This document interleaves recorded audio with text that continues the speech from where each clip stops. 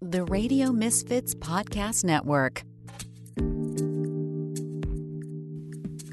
Hello, everyone, and welcome to Planted with Sara. I'm Sara Payan, your host, and today we have Christina DiPaci, who is the CEO of Paradiso, which is one of the largest independent craft cannabis farms in California. Christina, thanks so much for being here today. I'm really excited to have you on the show. Oh my God, thank you for having me. I'm excited for the conversation.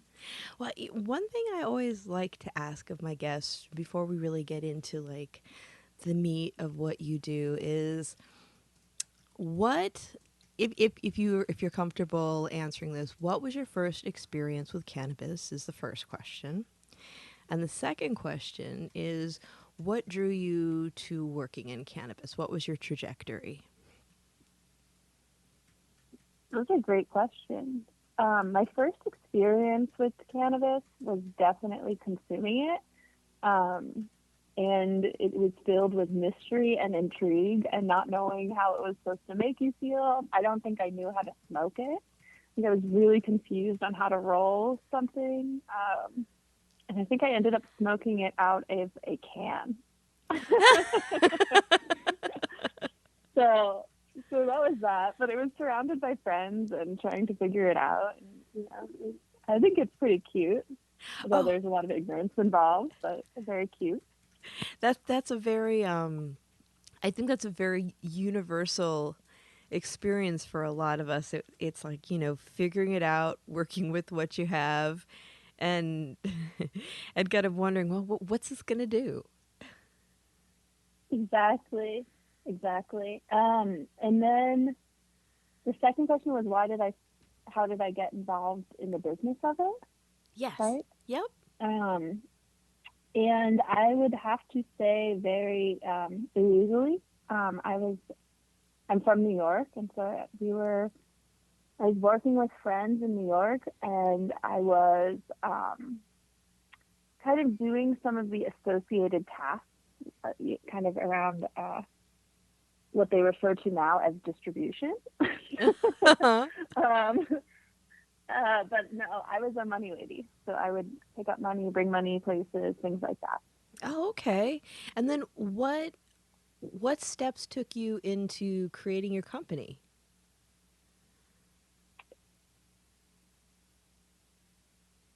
A decade of trial and tribulations. First was, working in New York, and then we kind of realized how most of the product was coming from California, and we came out to California about a decade ago, a little longer than that, and started growing out here in Humboldt, and then we started a delivery service out of Berkeley. And at that point, legalization in Colorado was happening, and so we kind of took steps to be as compliant as possible at that time, and kept our eyes open, and we were eager to continue the process of legalization.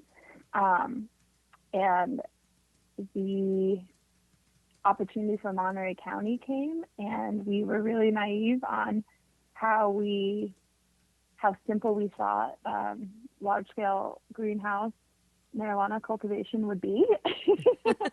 And then 6 years later, here we are. Wow. Still doing it. It's, one of the things that I've noticed with companies that have survived from the 215 days into this new market of legalization is the foresight to be compliant, to start creating compliance standard practices prior to legalization so that there wasn't like the 11th hour rush. Yeah, I think it's important. So at least you understood. And for us, it was like compliance, both with just like getting a business license and what does that look like in your local jurisdiction, but also, running proper payroll, so paying payroll taxes and making sure you have good HR. Things like that we were doing since 2013 really helped us in the transition of, going from maybe 20 employees to, now we're at 130. Wow. Yeah. That's some good growth. And I think one of the things that people who aren't working in the industry, or at least with like a plant touching company, sometimes they don't understand like the financial strain that there is around that, like with taxes, and we don't run our businesses like regular businesses. The things that we can claim on taxes as a non-cannabis business are really different than we do as a cannabis business, and there's a lot of challenges to have a successful cannabis touching business. I remember I remember being told when I was still working behind the bar at the Apothecarium that, a portion of my workday was relegated officially to the federal government as trafficking. And that kind of blew my mind. And what were some of the things that really surprised you about like running a business in the legal market versus the traditional market? Everything was a surprise and a learning curve. I think with other businesses, you don't necessarily have to, you can outsource a lot of things. And I think the taxes are a great example. Like, any accountant can file taxes for a bookstore, throughout the entire domestic United States. Like, that's pretty simple. But filing taxes for a cannabis company, it's very subjective, and exactly, like a part of my salary is trafficking too. To this day. From one trafficker to another. Yeah, so it's you have to learn. You have to learn to really like learning, because you're going to have to learn. You have to learn everything about taxes and what's considered a cost of goods versus an expense, and how that works with your balance sheet, your liabilities and your assets, and you have to dive in a lot deeper. And I think the other thing that was really, really surprising, and still surprises me all the time, is what compliance with the actual cannabis regulations look like, and how each different agency that's either inspecting you or communicating you and reviewing your application interprets them very differently. Like, our local Monterey County interprets things very differently than the Department of Food and Agriculture does, and it's just like, wow. This is crazy. We're all learning together, huh?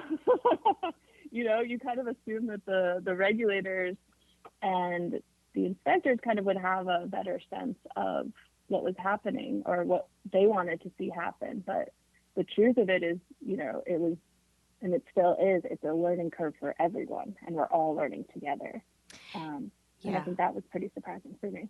Yeah, that's been something that has been both surprising for me, but also just it's an interesting opportunity too, because when we're looking at other states, even when they're starting to put together their cannabis policies, and I've said this on other episodes as well, because I feel like I should just get it tattooed on my arm. But it's, policy isn't necessarily created based on fact and knowledge. It's based on, people winging it, right? We have a lot of the interpretation stuff is definitely, I would put it in the winging it category, but also state culture. And then, even though we're in an era of legalization, we're seeing a lot of the laws and frameworks for cannabis businesses. They're still really thick with stigma, which we don't see in other industries. And I feel like a lot of that has to do with, we need to have a greater push to be educating the people who are working in government, whether they're creating policy or regulating or coming in and doing assessments, so that that everybody's on the same page and they understand the facts around it, not necessarily their fears or stigmas around cannabis products in general and growing. Yeah, absolutely. Until very recently, it felt like our inspectors, especially with our county, were treating us more like we were somehow on like probation or something, and we were like full criminals, and they were like, we can't trust anything that these people are saying. and I definitely agree. There's a lot of stigma, especially with the ones who are actually doing enforcement. Mm-hmm. And there's a lot of mistrust, and there's a lot of, and I think it's just rooted in just ignorance of like what this plant is, how do you grow it, how do you consume it, what are the products you make, and ultimately like what are the effects too, because a lot of the people who are doing enforcement and regulation are not necessarily consuming it either. That's a really good that's point. Pretty interesting. Yeah. Well, it's like even when we're looking at policy on a federal level, like a couple months ago, we were discussing the MORE Act in a meeting, and one of the things that really hit me was what was being proposed was, of course, with national legalization, we're looking at federal taxation as well on top of what the large amounts of money that we give to the IRS every year. But one of the things that was mentioned was if there was product that was lost or stolen, if it can't be proved beyond a doubt that it wasn't due to negligence of the ownership or the staff, that the company would be on the hook for the taxes for those products for the government. And to me, that just smacked of, oh, so we're not being treated as a legitimate business. We're being treated as pot dealers that can't be trusted. But we're also seeing all of these people in politics who, a lot of them were even anti-cannabis, vehemently so, but now they want to get on the gravy train. So they want to make money off of it, but they still want to treat us like criminals. That's exactly what it is. I think most regulation is set up that way, that it's beyond overregulation. It is exhausting to operate in this space. The amount of,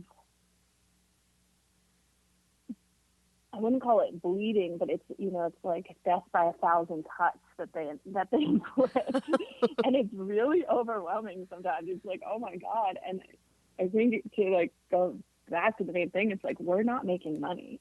Like we are all, especially in California, like we're all startup companies in a startup industry that is, we started out with 80,000 square feet, which is about 2 acres.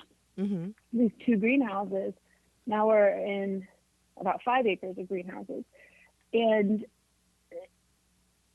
there's not like, it wasn't like, oh, okay, well, let's go check out these other greenhouses who are doing this. There's no like, the USDA is not like, hey, do you need help as a cannabis operator? Here are some resources. These are common pests that you're going to have. These are how you treat it. This is how to think about it. Like there's zero support, where most ag industries have that support. And we are all learning how to do it, and to have a learning curve both in operation plus in, compliance and what that looks like. And I think for a lot of operators, I think payroll is a great example, but like most people didn't know how to do payroll, and It seems like very scary. And there wasn't companies who were like, oh, do you need help with like just learning how to run a business, basically? Like, let me try to help you. And so I think that it just goes back to ignorance. I think there's a lot of ignorance that lawmakers have and regulators have and inspectors have, but they don't really totally understand what was happening before, and they don't understand what's happening now. And they're like, they see these high revenue dollars, but they're not necessarily looking at like the profit of these companies or how many are like going out of business, or it's just, they don't really understand the struggle. And right. It seems like people are not listening either. Yeah. My impression of it is that, regulators, politicians see this as as a financial panacea to cure all of the non-cannabis woes that we have on the state, local, and federal levels.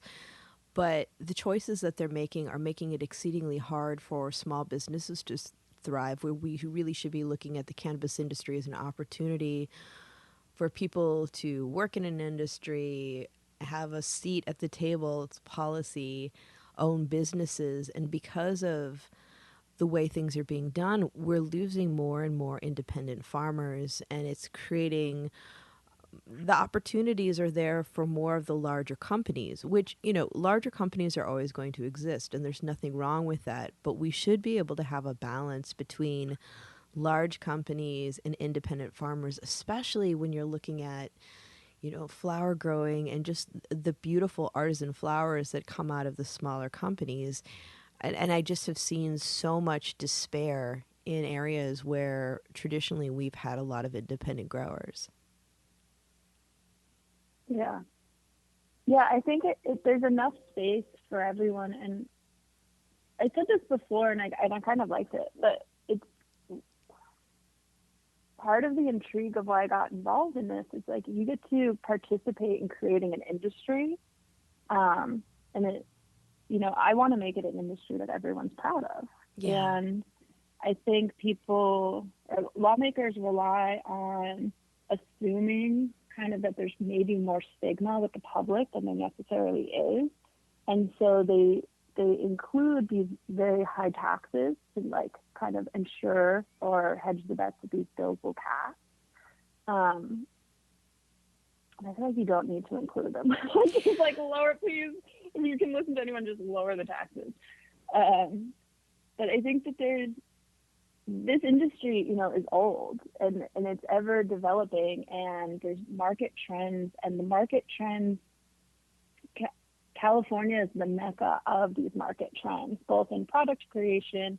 But before product creation comes strains and what's happening with the strains and the flowers and the trends of that. And I think when you're not a local, but an independent company, and you're kind of more artisanally focused, you're focusing more on the strains that people actually want to smoke and what's like kind of cool or popular, and therefore then you're creating products that people actually want. And I think the larger companies, especially ones that are new to the industry, they don't necessarily understand that connection. And therefore they create products that aren't helping further educate the public and aren't further helping the transition of, getting all the consumers to kind of buy their products at dispensaries. Yeah. Yeah, I agree. I know, like, after legalization, there were tears on both sides of the bar.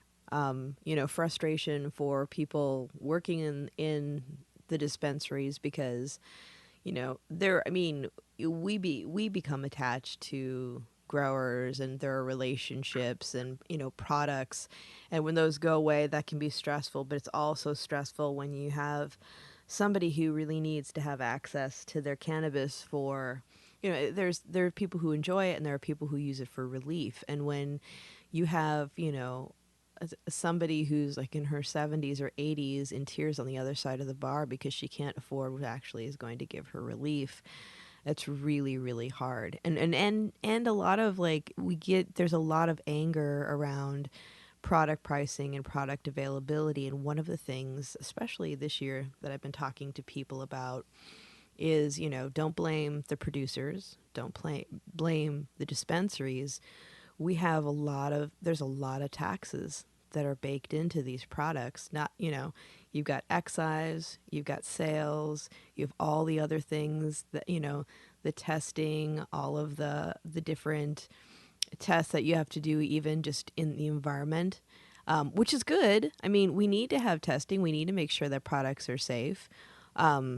Because, it's like in the past, as I'm sure you've seen, there have been players that haven't always been great with quality of product and things like that. But, people who are really serious about the work they are. but really letting people know in the public that if you're not happy with the prices and the availability of cannabis, this is the reason that these things are happening is because, like you said, the government's not realizing that the stigma is not as strong with the public. There are more people who are using cannabis than ever before. And even before, there were a lot more than they could have ever known because there was a lack of self-reporting due to the war on drugs. So whenever anybody is upset about it, I always say, listen, this is your chance to let people who are making policy, who depend on your votes for their jobs, that you pay taxes, you have a job, you're a functioning member of society, you use cannabis, and you vote. And I feel like the public actually going forward and having more conversations about this and letting their lawmakers know, especially the ones that depend on our votes to actually have a job, that kind of pressure is going to get them to revisit the way they're approaching cannabis. Yeah, that's a great point. It's a good point. It's like, write to your representative. Yeah. Let them know. Be a pot consumer and be proud. That's it. But yeah, there's so many costs baked into it. It makes it should be a lot more affordable than it is. And that's something that I think everyone in the industry and outside of the industry struggles with. Yeah. I mean, it not only should be more affordable, but it also should be where, with it being affordable hand in hand, it should be sustainable for companies. And that's, let's talk a little bit more about independent farming and why it's important. Do you want to speak a little bit to that? Sure. So I think for our company, it is like me and the other founders, like we're friends from childhood, and we, sometimes I pinch myself and I'm like, wait, how did we end up here? And then I'm like, oh, these wonderful series of events, right? And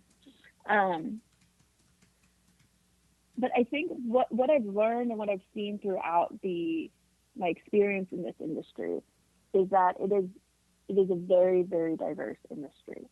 It is, all types of people working together to make the flow of cannabis throughout, domestic 50 states happen like every single year.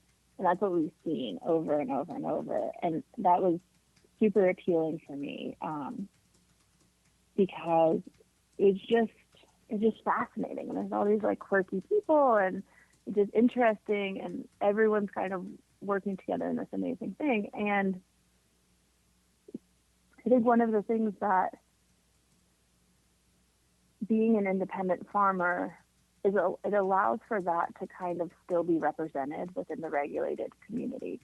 And what you see in company, like most of the investors are, white males, and they're investing in companies who are run by white males. And so when you don't have that, what I see at our farm is because the management and the head of operations, is a woman. Mm-hmm.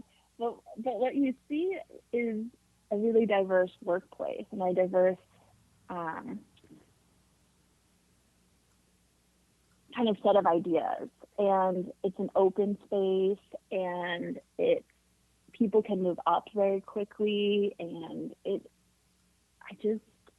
creates a different environment and a different culture within the company. And I think that company culture is a reflection on, or I like it to be a reflection on what I, first got attracted to in the cannabis world, where it's open, it's quirky, it's a bunch of different people. And I think it's just important to have that represented. Yeah.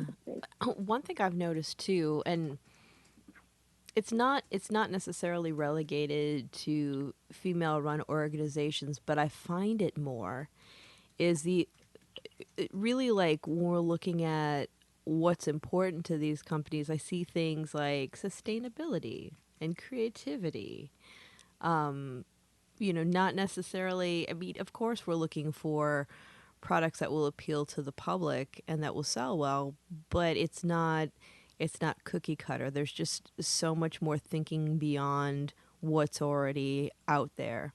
And that's one of the things that I really appreciate. And when you look at like sustainable practices in cannabis, what are some of the things that come to mind for you?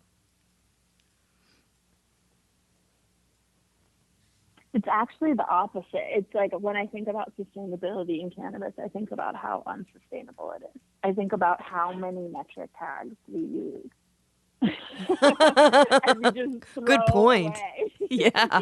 I think about how excessive all the packaging is Mm-hmm. because of both CR, child resistance compliance, Yeah. but also because of how much labeling is there and necessary. And it's a challenge. And I think about how to change those things, right? Mm-hmm. And at our farm, we have two brands, and my background's in art and design, and I'm like all about the brands. I spend a lot of my time on the brands. Both from packaging to just like events, more merch that we're making. How can we further support it? How can we be engaging with the consumer? And it's really fun and entertaining and really neat, and it's a way to be expressive. And we really wanted to make sure that, our beautiful packaging wasn't disguising the product, but that was kind of our goal, is to have like this product that, any connoisseur of weed can get behind, but also it has beautiful packaging. And also we're from the weed industry. And it was really kind of cool to do it. And we took advantage of our value brand, which is going to, it does the most volume for us. It's called Dovetail. And the most popular product is, just an eighth of weed. And it's not cheaper, it's more expensive. But we took advantage of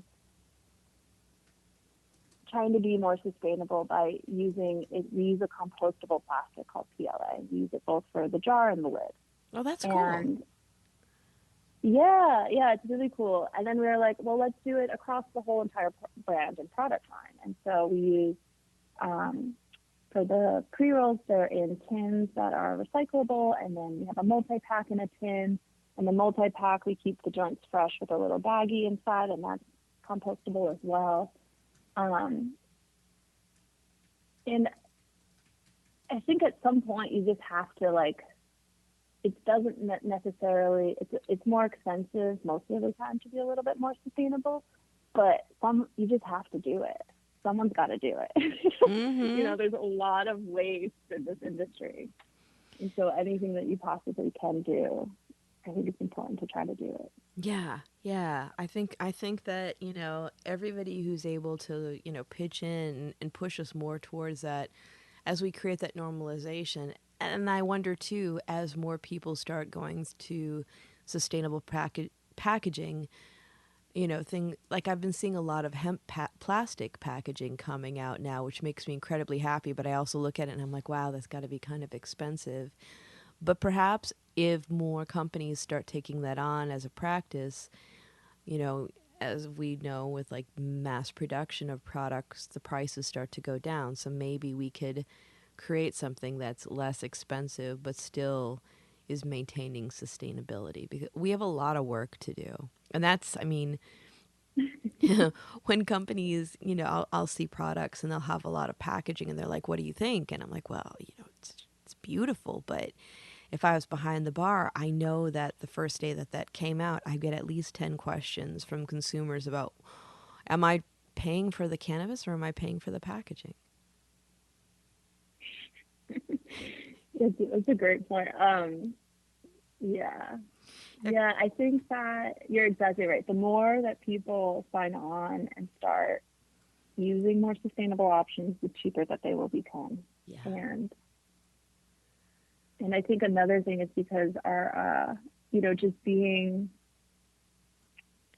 I consider us a very resourceful company. And I think it's, it's due to a lot of different things, but being independent, having such high taxes, you have to be very resourceful in your operations, because the market fluctuates with the price of weed. And, for us, our yields are up in the summer and our yields are down in the winter. Mm-hmm. And it's always like, well, how low are they going to go this year, And we're constantly trying to do renovations and improvements. And I think by not having an excess of capital, it actually makes us way more sustainable, because we're not blowing through any sort of massive projects at the farm or anything like that. We're just like, okay, let's reuse this and let's reuse it again. Oh, let's reuse that actually another time again. And it makes it this kind of, so being strapped for cash, I think actually helps us make it be a little bit more sustainable. Yeah. How do you find when you're looking at funding for your company? I know, especially with the lack of banking, it can be really, really difficult. And I mean, and that's in many ways why, like, a lot of Canadian companies have been finding success in the United States, because in Canada, it's legal across the board, so they have access to banking, and therefore they're able to invest and trade and do all these things. But have you found that as things have gone on, that it's been easier to raise capital, or has it been the same old, same old?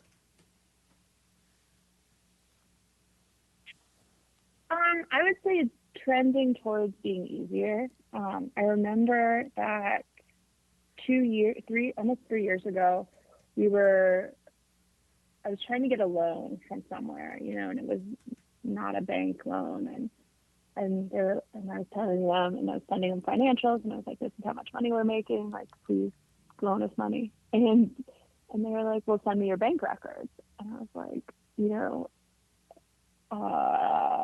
okay. And our bank records had maybe 5% of the money, because we tried to not deposit cash, because it was a Chase account at the time. And if we deposited cash, an excessive amount, we knew our bank account could just get shut down, mm-hmm. which happened anyway. But then at that point, I really became aware that in order to get access to capital, you need to have your money going through a bank account, because it's the way that they can verify it. Nobody cares about your handwritten cash logs. Right. And so so graciously, we work with North Bay Credit Union. And so we opened an account, I think that month.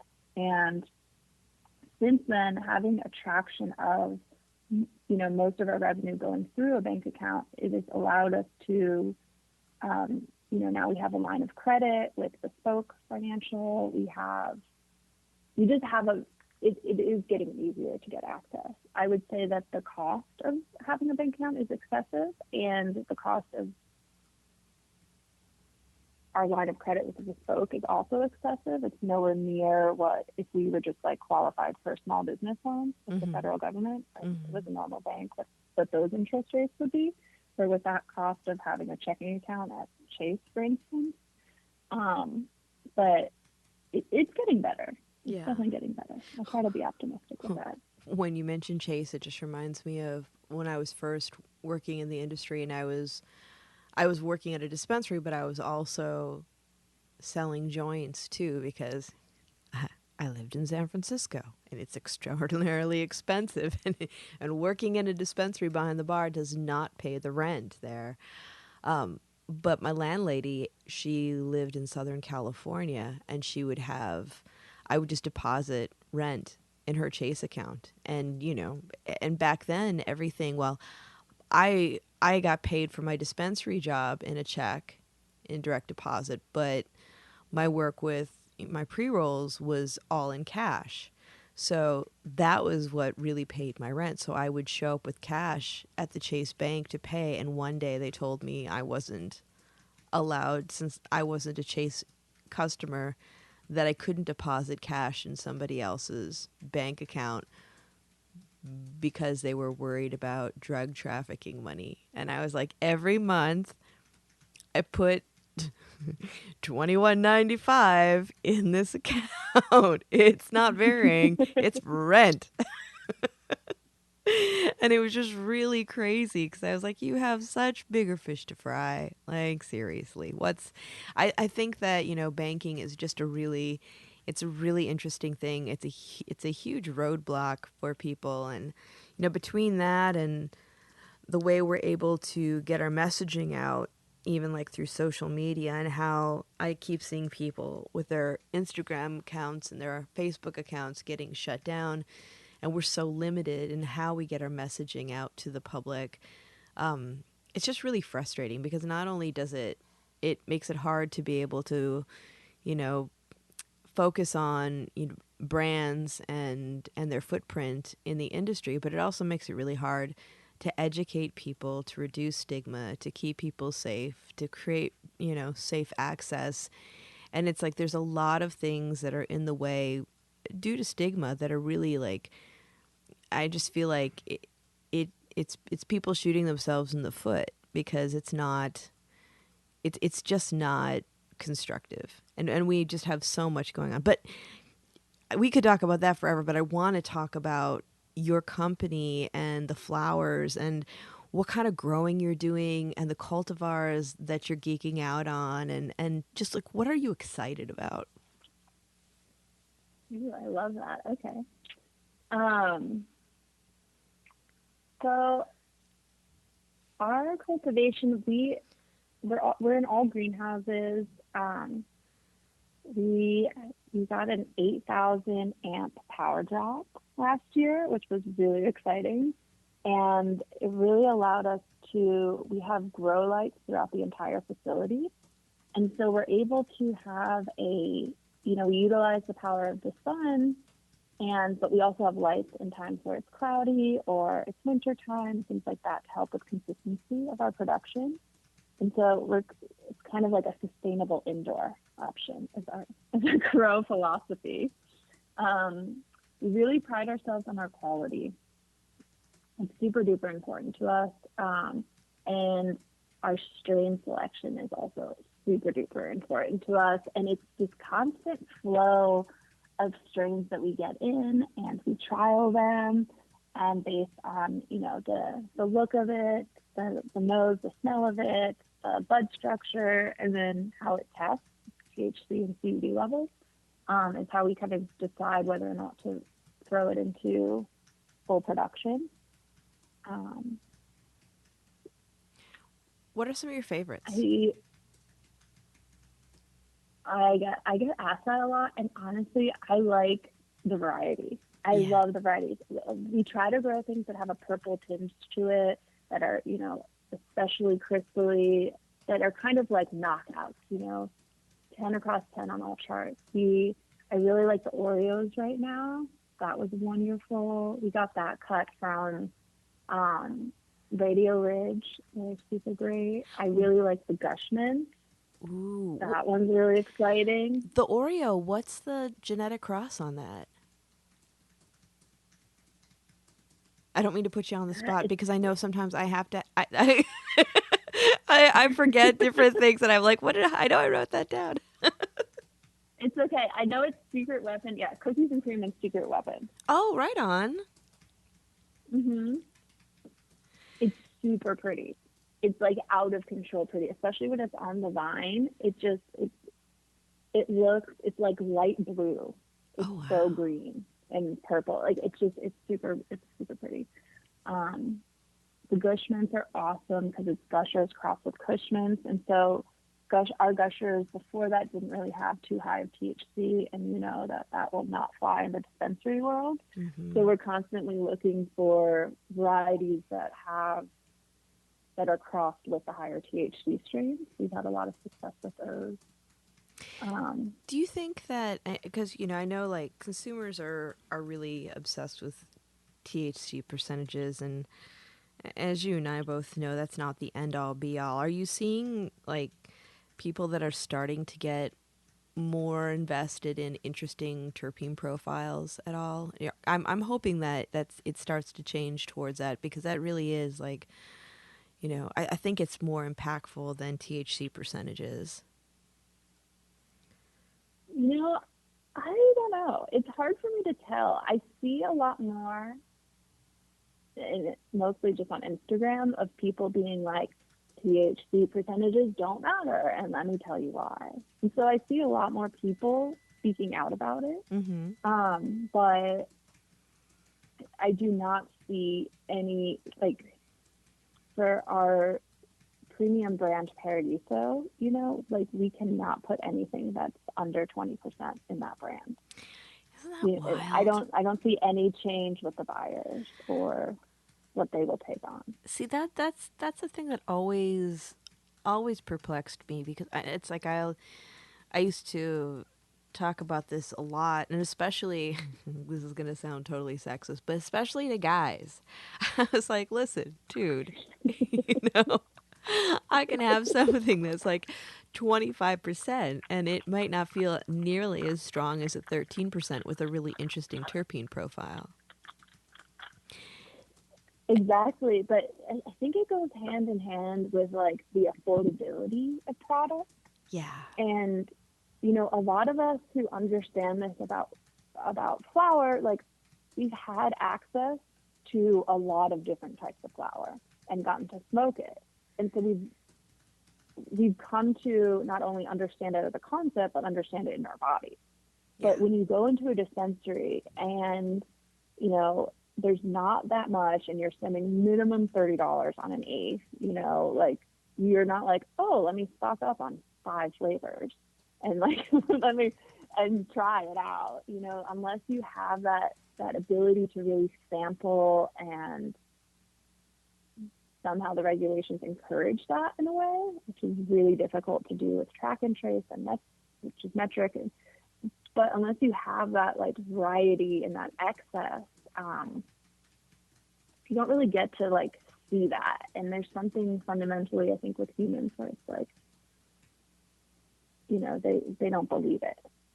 Yeah, I can totally see that. It is like, as you're saying that, as I was kind of reflecting on, like, there's a certain privilege with having access to all the different flowers, because I remember when I got my medical card, when I was going through cancer treatment, and it was like, you weren't necessarily like, that was when I'm going to totally date myself, but that's when Girl Scout cookie was like the top cultivar that was going for, like, you know, most eighths were going for somewhere around 55, and that one was going for 60 and above.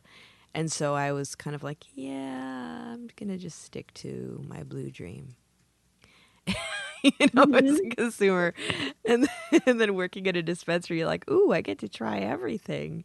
And then I get a really good idea of what I want. And I really wish that we could, I'm hoping that the structure of cannabis sales and what's legal and what's not changes, because when we were able to have sampling, it really did change. We had more savvy consumers. We had people that could try, you know, trying something now can, for some people, can be, you know, a financial hardship. And because you don't want to, the most disappointing thing is spending a lot of money on a product and then realizing that it's not really for you, you know. So I hope we were able to do some more around that. Totally unrelated, but I saw in your bio that your background is in scientific illustration. And I just think that's really cool. This is true. This is true. Yeah,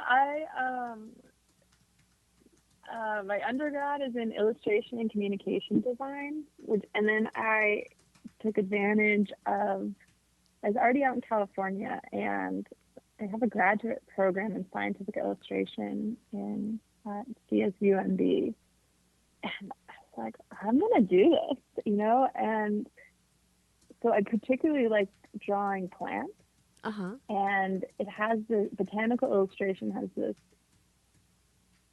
international community of a lot of them. It is heavily weighted women. I would say 80 to 90% are women involved in this community.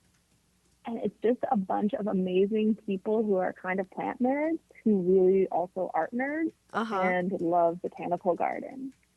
And Ah, it's just painting, you know, the goal of it is to kind of paint to a scientific truth of this particular species or variety of plant, but also have a sense of aliveness with it.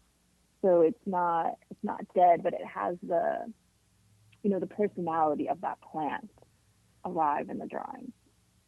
And I think it's the coolest thing in the world.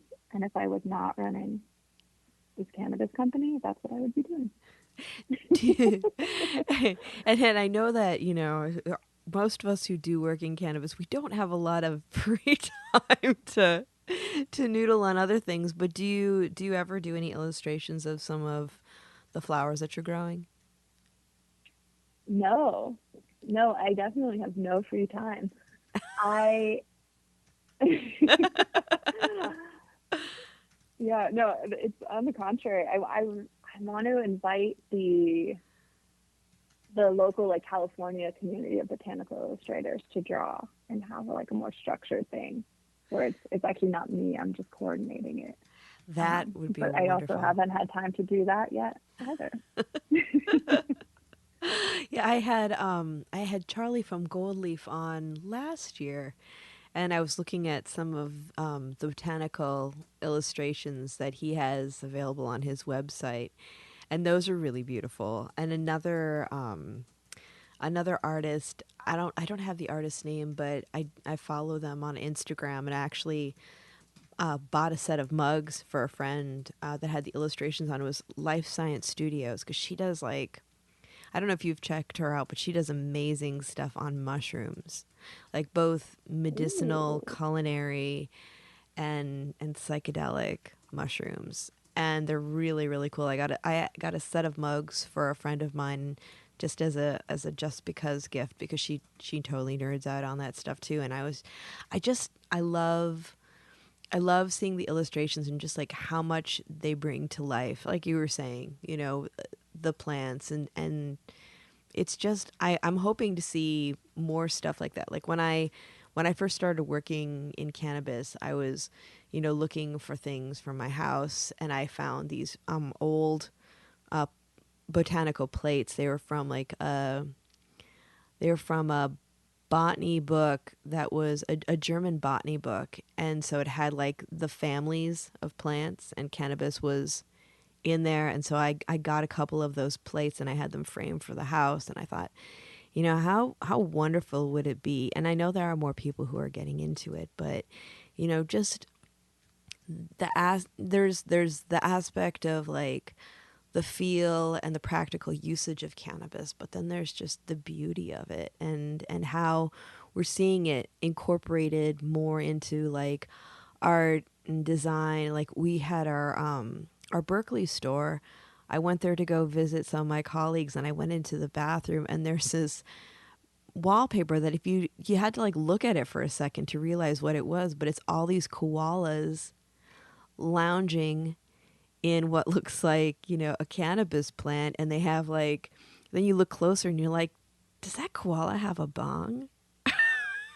oh my God, that's so cute. It's super cute, and it's like, it's becoming more sophisticated and just interesting. And I love the fact that we're seeing, you know, cannabis design coming into the everyday, and not just, and mind you, I have no problem with this, but not just like when I first moved to the city and it was like hemp necklaces and pot t-shirts. It's like Or elevated like the design. pot leaf nipple pasties. That Yeah. was like very popular in like 2012. Yeah. It was. And, and the big like pot leaf acrylic earrings and stuff. It's like that's all cool, but like, seeing like more subtle elevated design, I'm really really enjoying a lot. I think the company's called Thistle Inspire, but they have like beautiful lingerie that's Oh like pot leaf. yeah.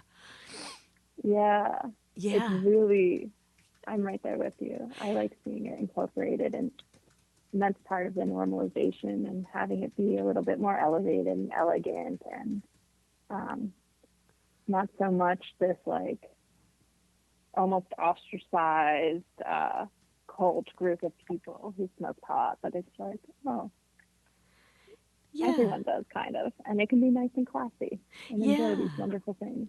I really like that. And I do understand, like, you know, the older, like, stoner aesthetic. I understand, like, the importance of it, especially because a lot of that was coming up in a time where, you know, people were looking to identify with people who were having similar interests in them. Because I remember, like, back in the day, you know, I've been smoking cannabis since, you know, my teens, off and on through the years. You know, some years were more so than others, but as an adult in San Francisco, even going to parties before I worked in cannabis and before, you know, we were having these larger conversations about cannabis, you know, having my one hitter in my dugout or a joint, and there would just be like this small group of us off to the side smoking, and everybody else would be having their cocktails. And now, like, a lot of those people who would be nursing their cocktails are coming up to me and being like, "Hey, can we talk about cannabis? I feel, you know, comfortable to actually start investigating this and seeing if it works for me." And so it's really interesting to see just how it's evolving and becoming more accepted, and even, you know, just more mainstream, and I dare to say grown up. I really like that. Hmm. Although now these days, I instead like of, that too. you know, yeah, instead of, you know, hiding in the corner smoking with a couple of people, now it's like, now you're like, oh, yeah, well, let's smoke, but, you know, do we have to talk about work right now?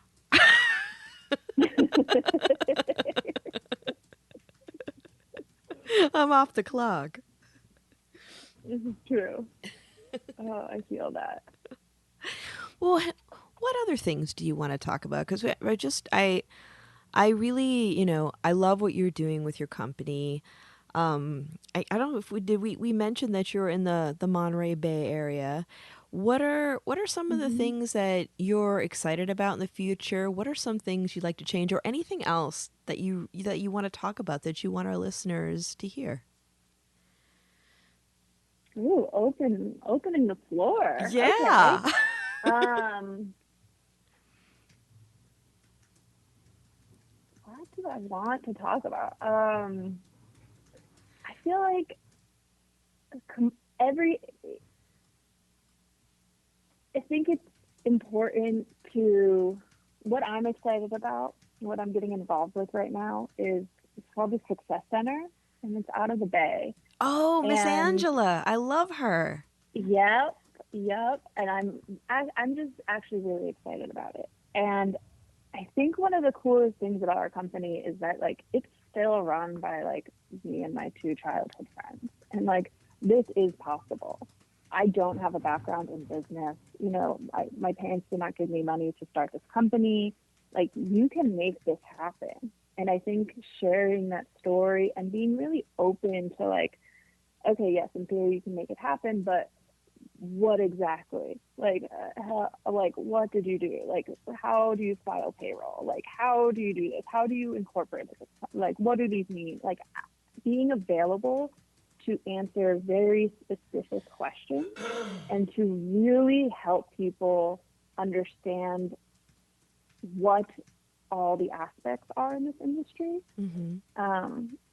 One of the things beyond site visits that we're doing at the Success Center is we're doing presentations about like art direction and branding, and how there's a lot of labeling issues in this industry, and so there's a lot of need for like graphic designers and things like that. And you since you don't have access to regular advertising, you have to be very creative on, you know, what kind of assets are you making and how is it being delivered to a customer?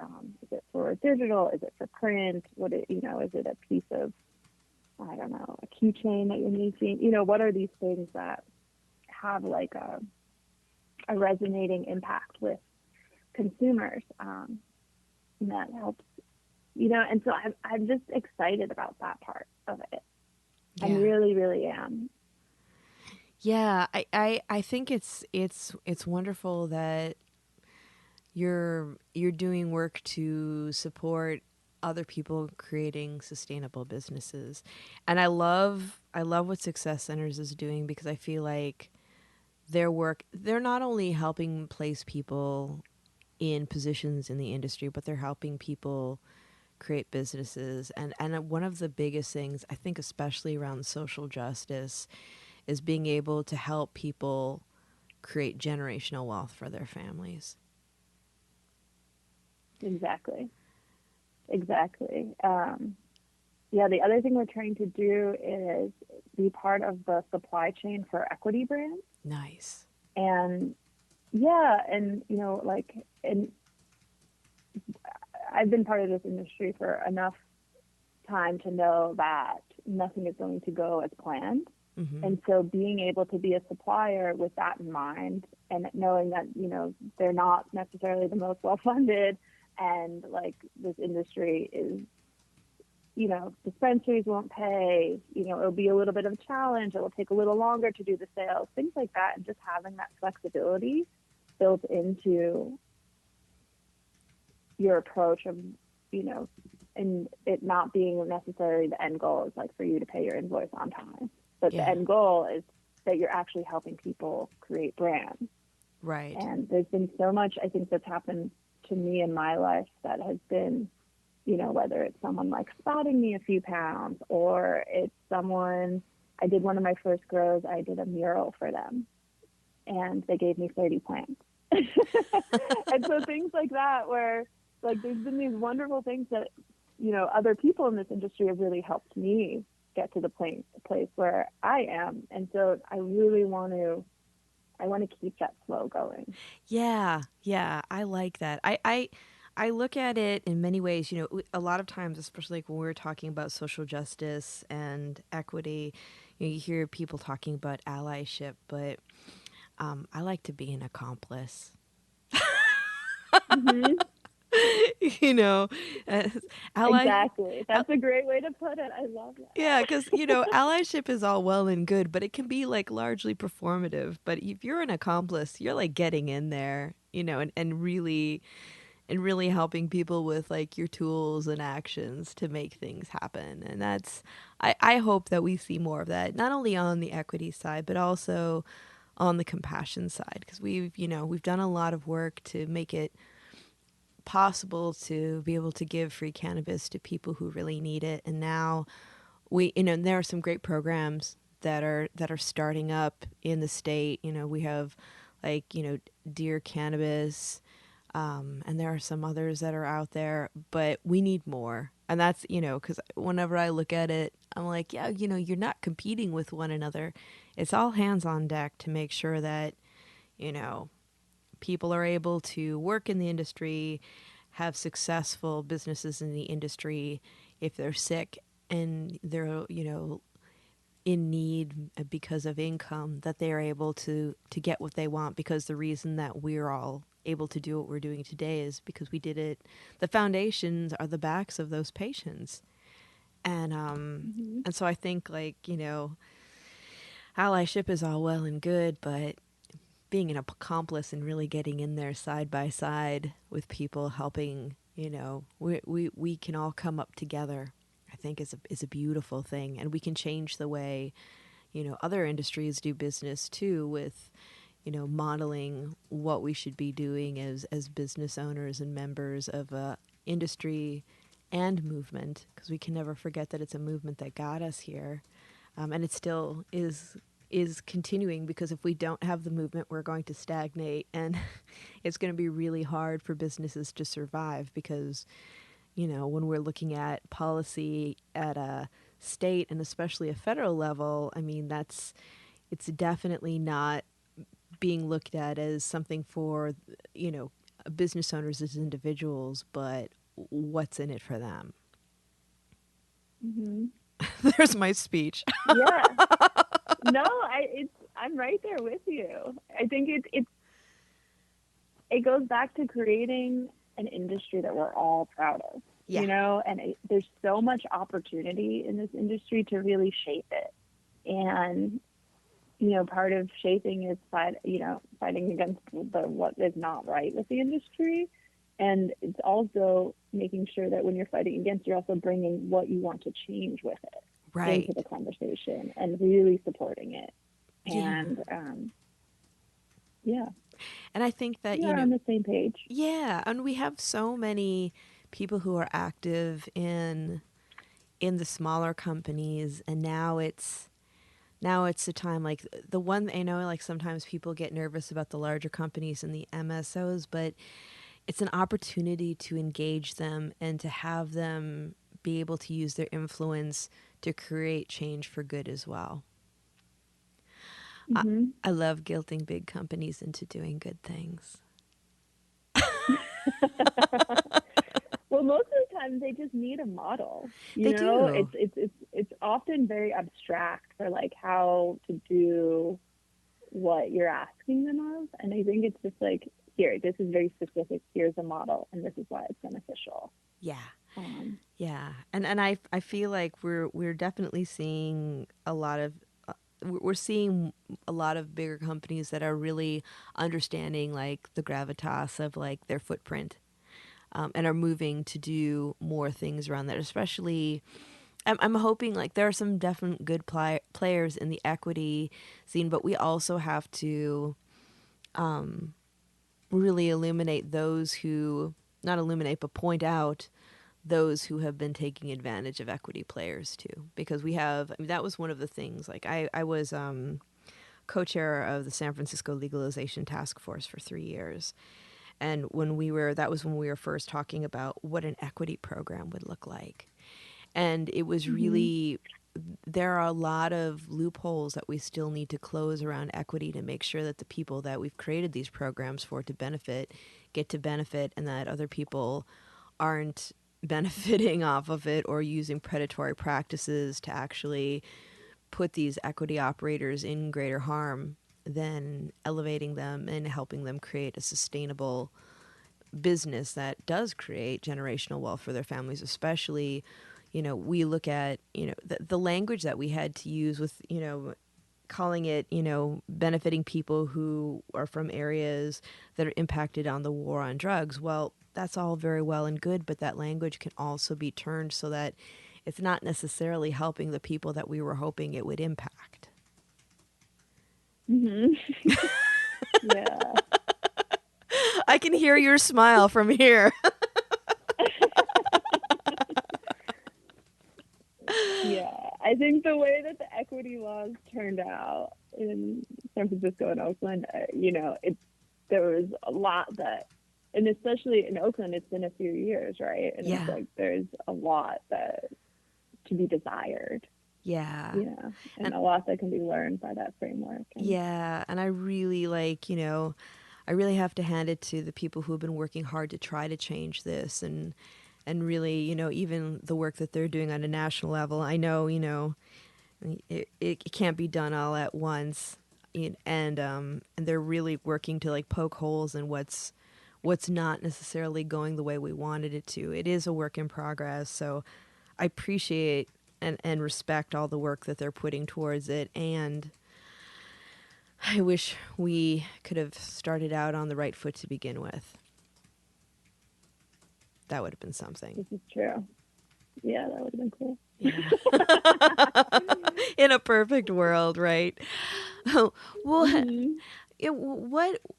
as we close out our session today, what would you like to leave? What thoughts would you like to leave for our listeners? I think that even though things, that didn't work out, legalization didn't work out, I think that the ultimate truth of it is that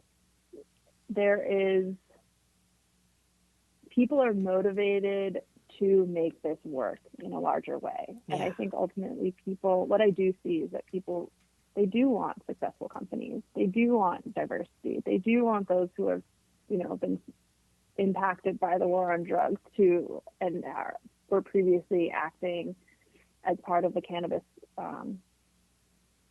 market.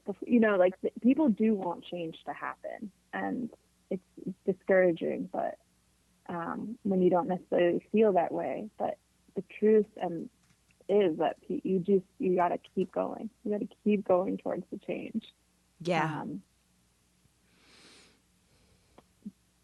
I guess that's what, I don't know. That's not a great way to end it, but I think sounded like it was going to be better. My God. No, I think it's a message of hope. It's like we all do want really good things, and if we work together and we communicate and we push for reforms on what's already been set out, I think we do have a chance. We just have to not be discouraged and keep our eye on the prize. So I think it's a beautiful message. I do. Thank you. Yeah. You said it better than I could. Oh, I'm the queen of paraphrasing. So there's that. That's why I have a podcast. And for people to be able to follow you on social media or reach out and contact you, how would they do that? Oh, 2 ways. You can follow us on social media. It's at paradiso.garden. Or you can go to paradisogardens.com and contact us there. Wonderful. And for those of you listening in today, remember, Planted is twice a month now. We've been doing it for a few months. And if you want to follow us on social media, on Twitter and IG, we are Planted with Sara. We are Planted with Sara Pion on Facebook, and our website is plantedwithsara.com. And of course, you can listen to us and all the other amazing podcasts on our parent network, Radio Misfits Network. Christina, thank you so much for being here with me today. It's wonderful to be talking to somebody who's been in it for a while, is seeing the change. And of course, it's always a pleasure to talk to another woman in the industry who's making it happen. So please come back anytime. Seriously. Oh my God, you're so sweet. Thank you for having me. This was above and beyond what I expected. It's great conversation. Oh, I'm so glad. I had so much fun talking with you. And for those of you out there, tune in. We'll be back here 15 days from now. Check in for our next episode. And until we meet again, stay safe. It's a crazy world out there, so all we have is each other, so be good to each other. And until next time, stay curious. Take care.